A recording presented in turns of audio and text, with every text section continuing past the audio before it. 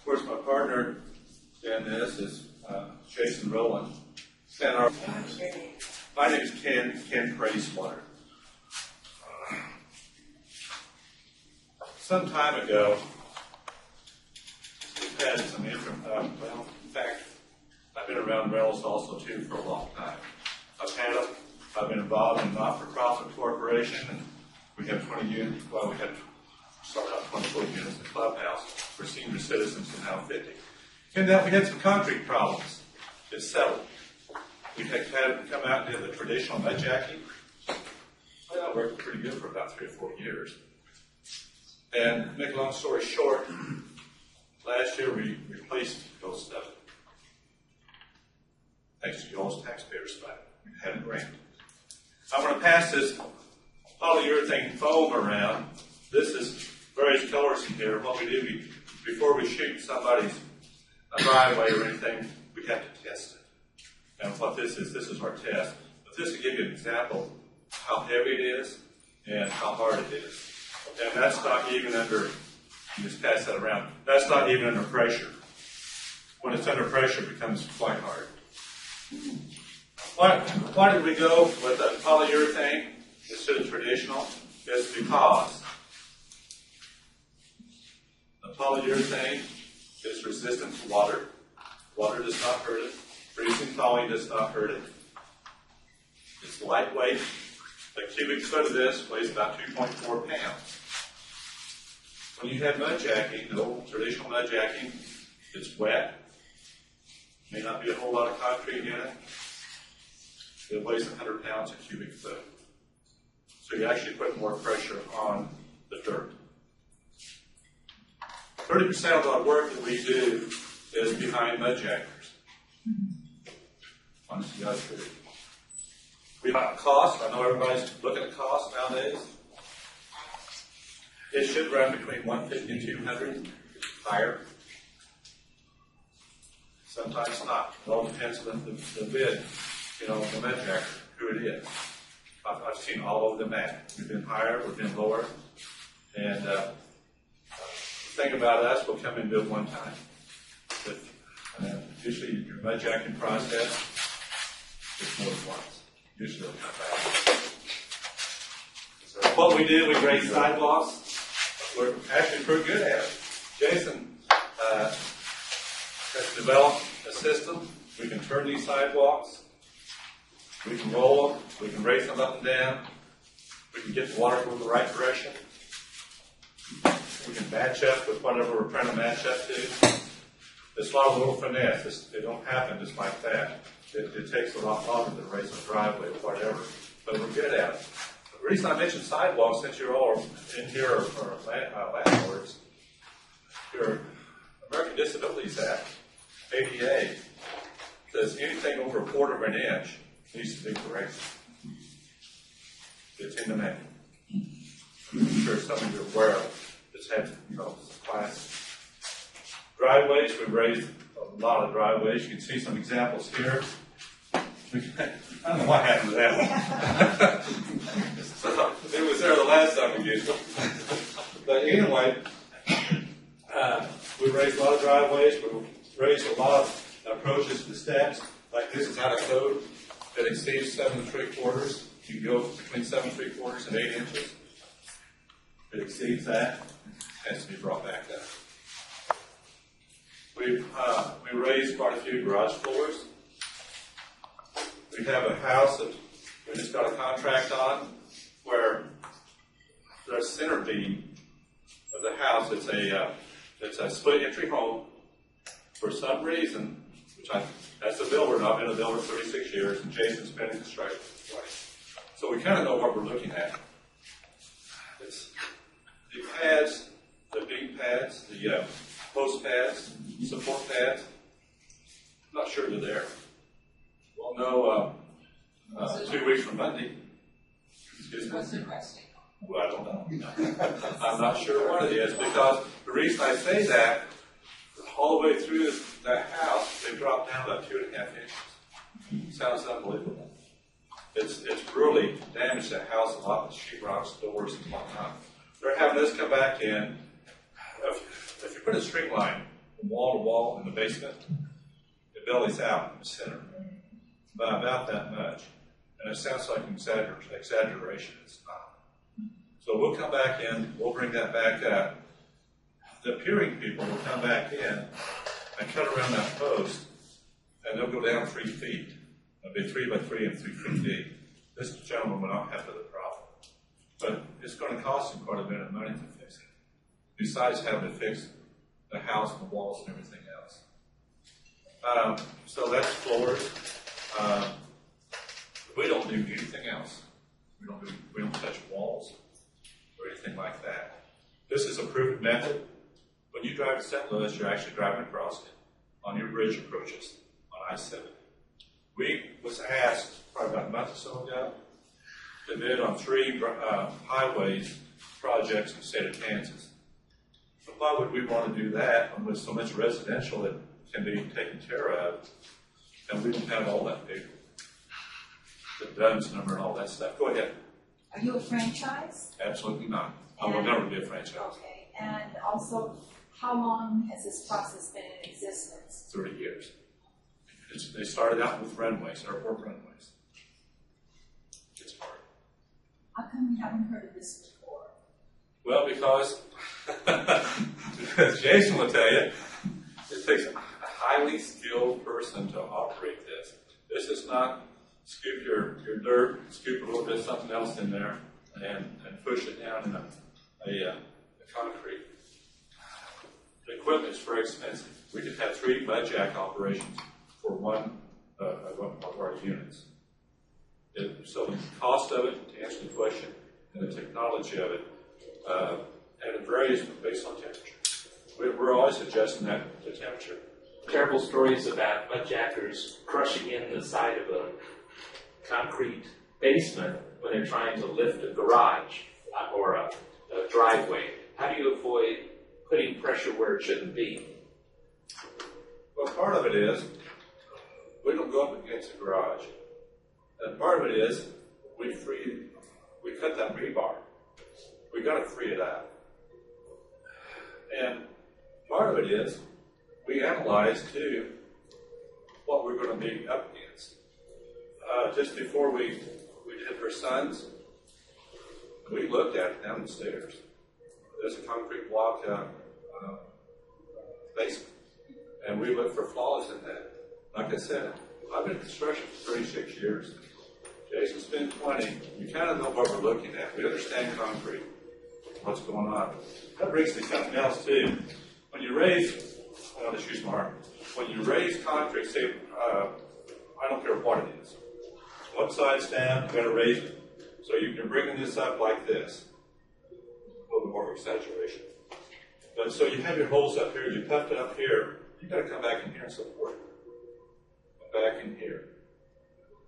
Otherwise, it's just going to be a bridge. That's what caused it to stop in the first place when it dropped. It was acting as a bridge, and with the code, it wasn't built to bridge codes. Is there a minimum charge? Is there a minimum? Is there a given minimum? We have a $250 minimum. We have a set of costs, just depends on where it is and everything. And it's normally around $8 a pound. But you can see how far a pound goes also. Yes? Is it practical to use it like on a large expanse where there's multiple cracks and places that need to be rematched? Yeah, like a patio or a driveway. Honestly, each one I'll just have to look at. Cracks don't bother us any. I did tell you one thing. When we inject this foam, it's non-sticky for 30 seconds, so it's running. Underneath that concrete, you got peaks and valleys. So we're in the process of filling those so we can get an even push. And so say you have a crack, we have yet to separate this piece of concrete from this piece of concrete because it's cracked, because it's falling underneath.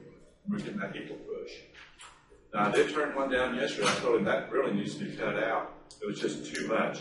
And if it gets crumbly or something like that, like on a driveway, it really needs to get a benefit. It's not really. There's some common sense to it. Yes? We have critters underneath a lot of flat work. I assume that this polyurethane isn't good for their digestion.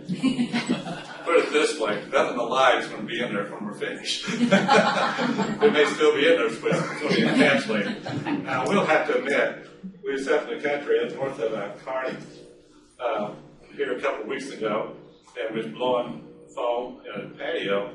And pretty soon I said, Jason, there goes a snake. It's crawling across the patio, and he come out of the crevice. So, It gets a lot harder than this. This was just free sprayed in a box, so it didn't have anything to push against. But when you've got ground on the bottom and concrete on the other, it's a lot harder. And when you get it someplace it's not supposed to be, it's difficult to get it. I noticed that there was cardboard in there, corrugated cardboard, Yeah. and different colors. Is there? Well, it's just different batches, and they put a color in it to match the concrete. So if you do get some on the concrete, it doesn't show up too bad. And it's just it's just from container to container. Our product was a 55-gallon drum, so it's like that's like a couple of weeks of testing. yes. If you have cracks in your driveway, does it come up through those cracks and seal them? Well, I would say no. Sometimes it comes up in them, but I couldn't advocate that at all. But we recommend waiting for about a week. There again, just like the inspector said, you got to keep water away from your house, and we recommend that you caulk. We carry a certain type of caulk with us you can buy from us. At this point in time, we don't do it, but it's a real stretchy caulk. Yes. You guys just work with asphalt? Absolutely not. No. I think you told Alan to put some sand down in there first and then caulk over the top. Exactly right. She remembers. Here's what's also interesting to this. She sat and watched us for about 4 or 5 hours that day. I stayed with the whole job. The only thing she would disappear is when we brought out the saw and she created a lot of dust. I want to make sure that I know what they're doing and that I could verify if I talk to them to come here that I know what they did. What also amazed me, she asked the right question. She really did. But yes, go ahead. Well, most of the time, most of the caulking manufacturers they suggested not be more than a half inch thick. The width is not really that critical, but a half inch in depth because then a lot of it's the last distance. Is that silicone? It's a It's a polyurethane. You can get it done. Could you tell them about your equipment? Tell them what came with the vehicles and what was on there and Okay. all your motor stuff and all of that. We work out of a trailer, and it's a custom built trailer that we had bought. In the front of it, it's all divided. There's a 30 horsepower generator. Your neighbors will know that we're there. That's our good advertising. And also, we have, of course, an air pump there. Then in the back, we have called a reactor. That's where your polyurethane comes out of your 50-gallon drums. We have 4 of them in there. We don't want to run out. And it goes through a very expensive hose. We have 160-foot of hose. That hose alone, if we have to replace it, it's over $7,000 our cost. But this comes together at the fusion gun, at the tip, 2 sides. One side usually the temperature about 120, the other side's about 110. We're shooting at about 1,300 pounds, anywhere 1,000, 1,300 pounds of pressure into a port. And that's what makes it work. Yes. Now, does it expand? You said for the first few minutes it's liquid and it You're fills all the right. valleys and crevices, but then does it expand? Yeah, the ratio is about 1 to 21, 22, something like that. I'm sure you all use this caulk around your windows. Foam, it's kind of like that. Doors. Yeah. Is there any type of warranty that you can provide after you do the service? concrete is 10 years old, we'll provide a 2-year warranty. If it drops a quarter of an inch, really a quarter of an inch isn't too much. We'll come back and we'll charge you. We've seen it expand about 6 to 8 feet. And sometimes, under that pressure, depends on how deep that void is. We've gone to voids really deep. We've gone to voids very little. And the thing too, if you have voids underneath your concrete, your front porches and whatnot, you really want to have it corrected to have a base. Because it's just a matter of time that it's going to fall. It wasn't built to be a bridge. Jason, I know go ahead. If this expands out 6 to 8 feet instead of 22 expansion ratio, what's to keep it from pushing something else in? Well, we've gone through moles and hills. You mean as far as pushing it too far?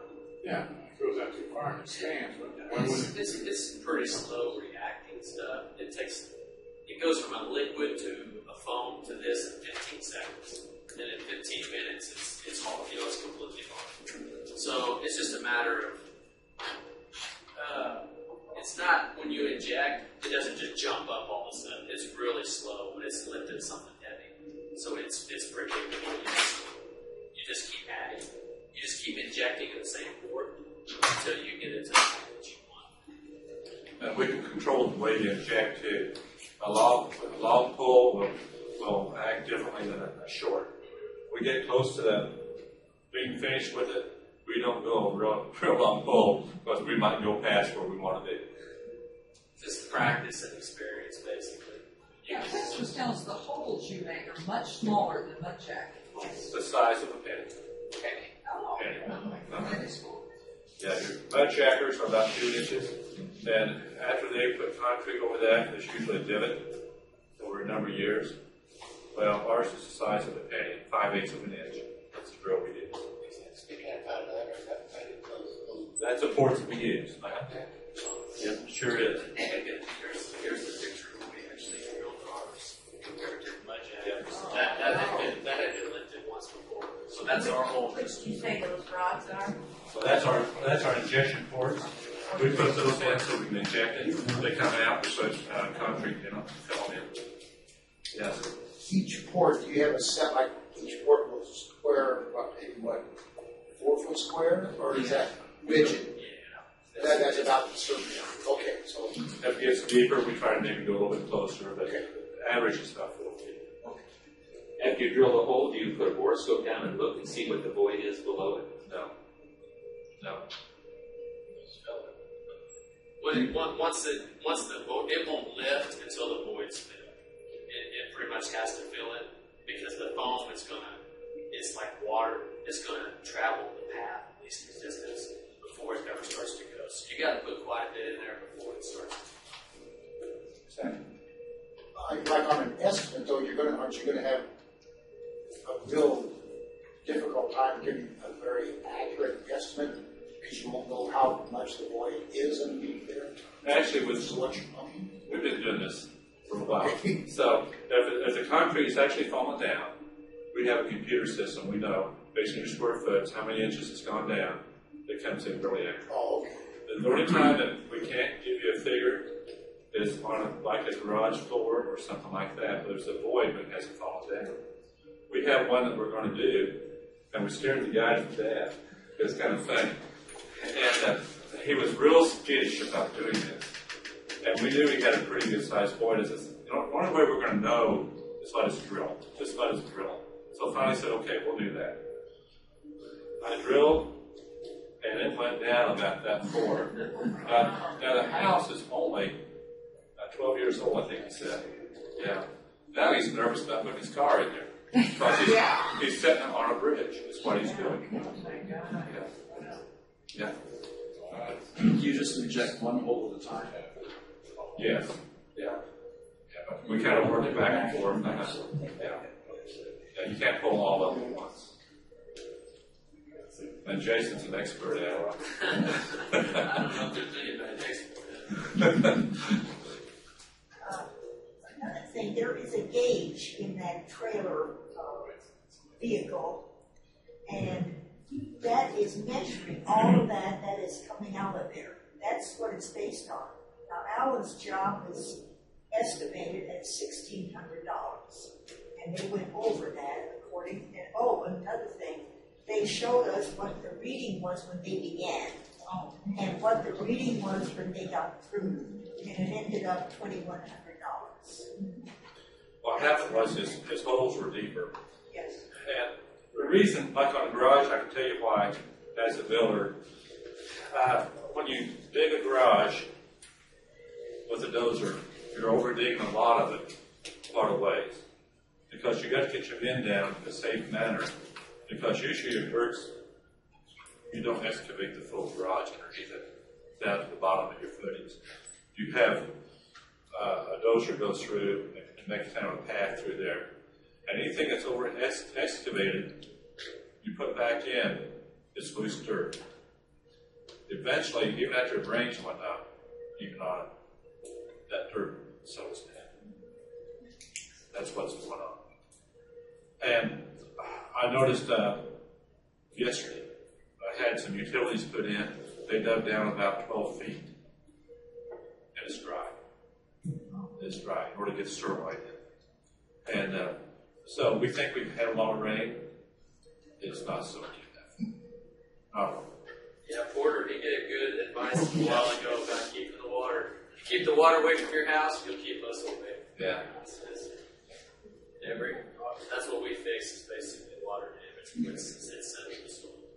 I tell you what, we like these builders that go in and build them fast. Because the faster they build them, the faster they get that concrete and driveway in, the bigger the void. Yeah, we did one. It was a brand new house. They just moved into it. I could crawl underneath the driveway. Yeah. It's where they put the sewer lines through. It's 250 pounds of foam. Yeah, something like that. Brand new. They just moved in a day or two before. Yes. How many other companies in the area employ the same process, and what makes you different from them? What makes us different? The only thing we do is polyurethane foam. The other companies are doing something else. They might be doing walls, they might be doing mudjacking, the old traditional way, but we're really the only ones that only do polyurethane foam. We get a lot of referrals from foundation people. In fact, we had one today call us and they want us on their website. Yes? So besides this being used as a mudjacking product, can it be used to seal cracks and foundations? Well, you know what? It seems like it's working. We had one guy up north of the river. He showed me the water in his basement, coming in his rec room and whatnot. He couldn't wait till we got there to pull his concrete back up. And I don't know what, according to him, that fixes water problems in his basement. But there were some cracks in his foundation next to his garage. So, yes? I have one rental property that is 3/4 basement, and the other quarter is like a crawl space. And, with all the recent rain we've had, gotten some water in there. So is there anything that would work on that? Because it's just gravel. The biggest thing, you've got to get water away from your house on the outside. Someplace on the outside, it's not getting wet. But if you've got a spring there or something, that's a whole different problem. You'll need some interior convoluted tubing on the inside. I can't think of the name of it offhand. Correct. And some, but it sounds to me like if it's in a crawl space, it's a problem on the outside of the house someplace. Okay. You got to correct that drainage. I've got a pool that has concrete all around it, and the decking, and it's hollow. I can feel that it's hollow around the pool. Do you do that type of work too? What you tell them. Yeah. It's the size of the pool going like this, right? I've been it. Yeah, we did one recently, but it had a steel liner, so it wasn't an issue as far as pushing it in. What your liner is? Is it concrete, steel? It has steel framing underneath the concrete, and it's a vinyl liner, but the sides are like, I don't know if it's vermiculite or what it is. But the floor it's a deep pool, it's like 8 foot deep on one end that I ordered. We raised one last month that was down probably 6 inches. Had a water slide on it. Water slide was like a foot out of the water like that. It took us most of the day, but we got it back up to what it was. We didn't have to spoil it. Well, everything looks perfect, but you can tell by it's hollow underneath. Well, eventually it's going to crack. That's really the only thing that it can do. We can void fill them. To get support under that, just fill it with I assume then that's another service you provide is void filling when you've got critters under yes. that door slab, but the slab isn't out of alignment yet. But you've got critters going in and out. We can allow that. Yeah. Just allow it.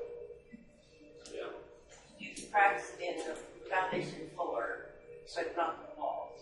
Correct. No, we don't do the tracks. The only thing we do is void fill and raise the concrete. We've talked a little bit about doing some track work. I tell you what, this is kind of keeping us busy a little bit. We might do it in winter time. We sure appreciate your time tonight. And